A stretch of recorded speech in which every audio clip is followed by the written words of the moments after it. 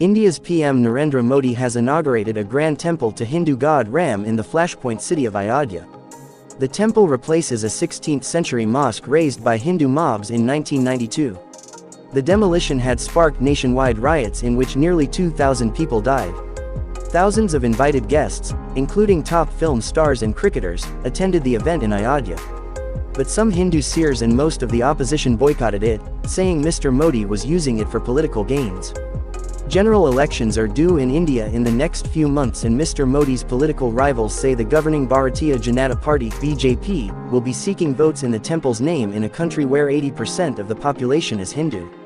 Critics have also accused the government of going overboard with what is essentially a religious celebration in a country which, according to its constitution, is secular.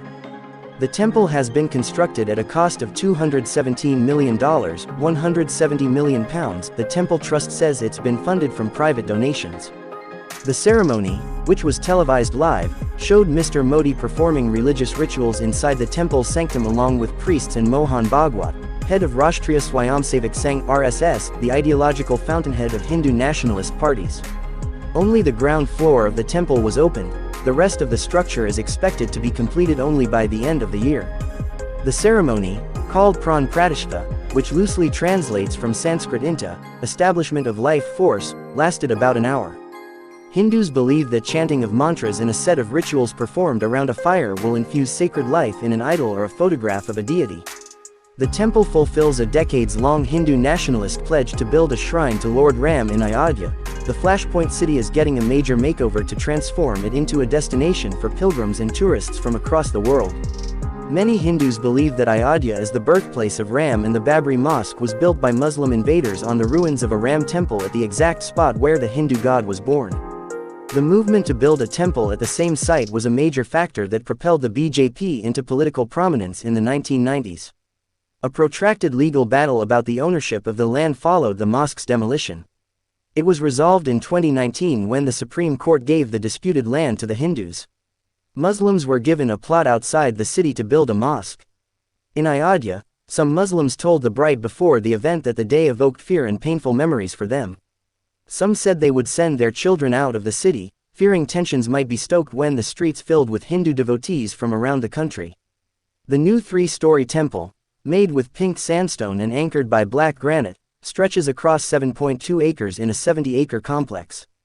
A 51-inch (4.25 feet) statue of the deity, specially commissioned for the temple, was unveiled last week.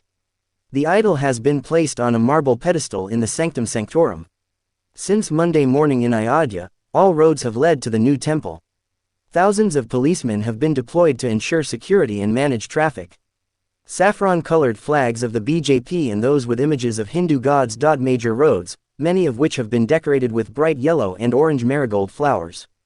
Some of India's biggest celebrities, including Bollywood star Amitabh Bachchan and cricketer Sachin Tendulkar, were among those who attended the event. To avoid crowding in the small city, Mr. Modi had appealed to pilgrims to not turn up in Ayodhya in large numbers but to watch the ceremony live on television.